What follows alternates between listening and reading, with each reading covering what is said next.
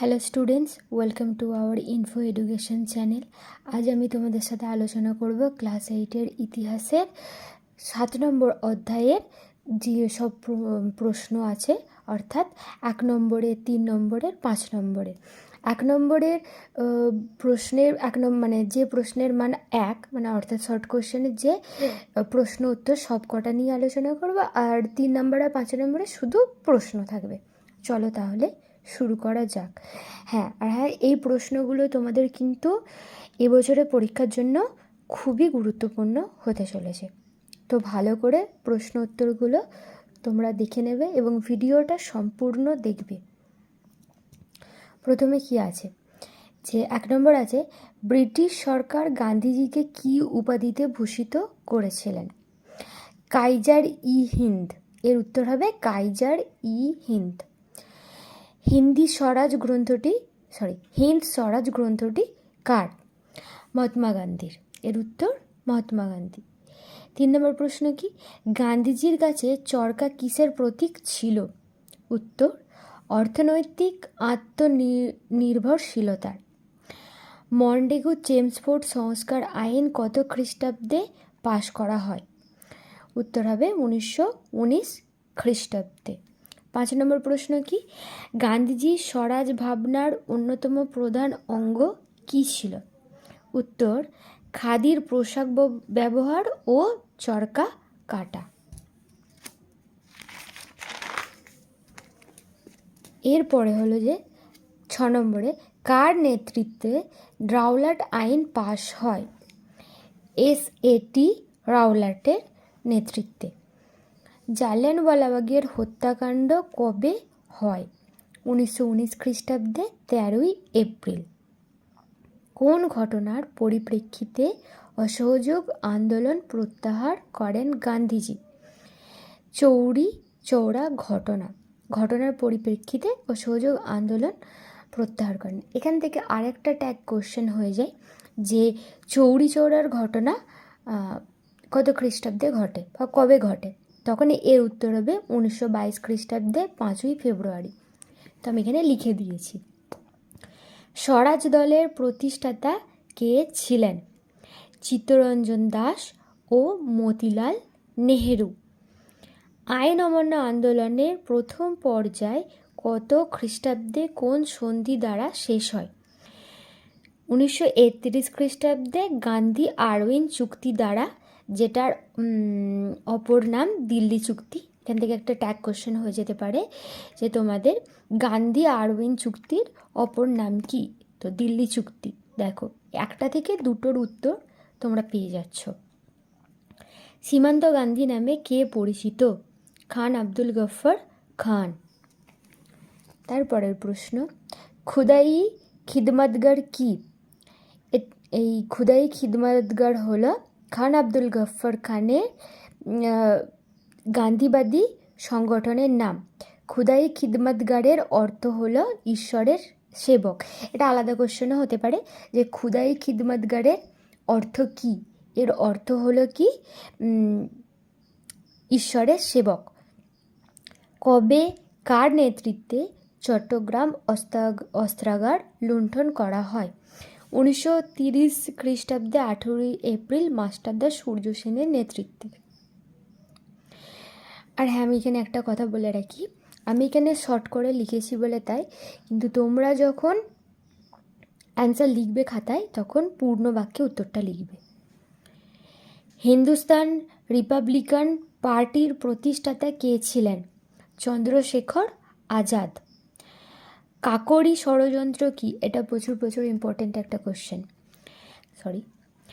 কাকোরি স্টেশনে রেল ডাকাতির অভিযোগে বিপ্লবীদের বিরুদ্ধে ব্রিটিশ সরকারের রুজু করা মামলা, এটা কি কাকোরি ষড়যন্ত্র মামলা বলছে।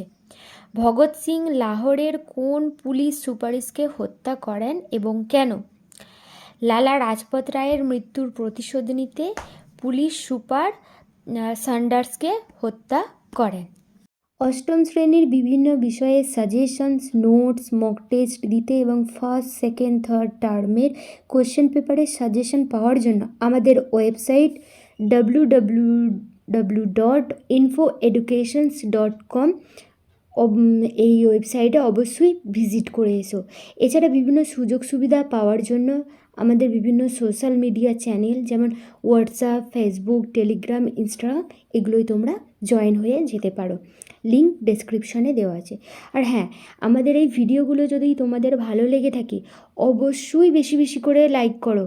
আর আমরা যে প্রশ্নগুলো তোমাদের করছি সেগুলো অবশ্যই কমেন্টে জানাও। আর তাছাড়া তোমাদের ভিডিওটা কেমন লাগলো সেগুলোও কমেন্ট করে জানাতে পারো। 17 নম্বর প্রশ্ন, ভারত ছাড়ো আন্দোলনের বিখ্যাত স্লোগান কী ছিল? ভারত ছাড়ো আন্দোলনের বিখ্যাত স্লোগান ছিল কি? করেঙ্গে ইয়া মারেঙ্গে। এখানে আর একটা কোশ্চেন হতে পারে যে ভারত ছাড়ো আন্দোলন কবে হয়েছিল? 1942 খ্রিস্টাব্দে। ক্রিপস মিশন কবে ভারতে আসে? 1942 খ্রিস্টাব্দে। কোন কোন কংগ্রেস অধিবেশনে সুভাষচন্দ্র সভাপতি নির্বাচিত হয়েছিলেন? হরিপুরা কংগ্রেস ও ত্রিপুরী কংগ্রেস অধিবেশনে। আজাদ হিন্দ ফৌজ কবে কোথায় গঠিত হয়? 1942 খ্রিস্টাব্দে সিঙ্গাপুরে। আজাদ হিন্দ ফৌজের সংগঠক কারা ছিল? ক্যাপ্টেন মোহন সিং ও রাসবিহারী বসু। আজাদ হিন্দ ফৌজের নারী বাহিনীর নাম কি? রানী ঝাঁসি বাহিনী। তারপরের প্রশ্ন, কবে আন্দামান ও নিকোবর দ্বীপপুঞ্জ জাপানের দখল থেকে মুক্ত হয়? 1943 খ্রিস্টাব্দে 43 খ্রিস্টাব্দে নভেম্বর মাসে। নৌবিদ্রোহ কবে শুরু হয়? 1946 খ্রিস্টাব্দে ফেব্রুয়ারি মাসে। এগুলো কিন্তু প্রচুর ইম্পর্টেন্ট কোশ্চেন। কোন জাহাজে প্রথম নৌবিদ্রোহ সূচনা হয়েছিল? তলোয়ার জাহাজে। নৌবিদ্রোহের অন্যতম দাবিগুলি কী ছিল? মানে এটা এরকমভাবেও হতে পারে, নৌবিদ্রোহ করার কারণ কী ছিল, শর্ট কোশ্চেনে যদি পড়ে 1 নম্বরে তখন এভাবে লিখবে। ভালো মানের খাবার প্রদান, বেতনে সমতা আনা, রাজবন্দীদের মুক্তি দাবি ইত্যাদির জন্য। নিচের প্রশ্নগুলো উত্তর দাও। মান 3, মানে দেখো এখানে 3 নম্বরের প্রশ্নগুলো আমি দিয়েছি। কি কি প্রশ্ন আছে? প্রথমেই আছে রাওলাট আইন বলতে কি বোঝো, বা টিকা যে কোনোভাবে দিতে পারে। তারপর আছে দেখো ভারতীয় রাজনীতির ইতিহাসে 1919 খ্রিস্টাব্দ গুরুত্ব লেখো। মানে ভারতের রাজনীতির ইতিহাসে 1919 খ্রিস্টাব্দ কেন গুরুত্বপূর্ণ এটা সম্পর্কে তোমাদের 3 নম্বরে লিখতে হবে। গান্ধীজির স্বরাজ ভাবনা কেমন ছিল, এটা নিয়েও 3 নম্বরের প্রশ্ন করতে পারে। তারপরে আছে জালিয়ানওয়ালাবাগ হত্যাকাণ্ড বলতে কি বোঝো? চৌরি চৌরা ঘটনা কি?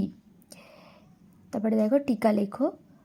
ডান্ডি অভিযান, এখানে টিকা লেখাগুলো কয়েকটা আমি একসাথে লিখে দিয়েছি। ডান্ডি অভিযান এটা 1 নম্বরে পড়তে পারে, অথবা কংগ্রেস লাহোর অধিবেশনের গুরুত্ব, গান্ধী আরউইন চুক্তি, এগুলো টিকা হিসেবে আসতে পারে। তারপর আছে দেখো কি কংগ্রেসের হরিপুরা ও ত্রিপুরী অধিবেশনে গুরুত্বপূর্ণ কেন? তো নিচের প্রশ্নগুলির উত্তর দাও। মান 5, এগুলো 5 নম্বরের আছে। মন্টেগু চেমস্ফোর্ড সংস্কার সম্পর্কে আলোচনা করো। তো নাম্বার কি আইন অমান্য আন্দোলনগুলো কারণ লেখো। 3 নম্বর ভারতের স্বাধীনতা আন্দোলনে মাস্টারদা সূর্য সেনের ভূমিকা লেখো। এটা 3 নম্বরেও পড়তে পারে তোমাদের। ভারত ছাড়ো আন্দোলনের সংক্ষিপ্ত পরিচয় দাও। এগুলো 5 নম্বরে, মনে রাখবে, বড় প্রশ্ন। ভারতের স্বাধীনতা সংগ্রামে নেতাজির ভূমিকা কি? ভারতের স্বাধীনতা সংগ্রামে আজাদ হিন্দ ফৌজের ভূমিকা লেখো।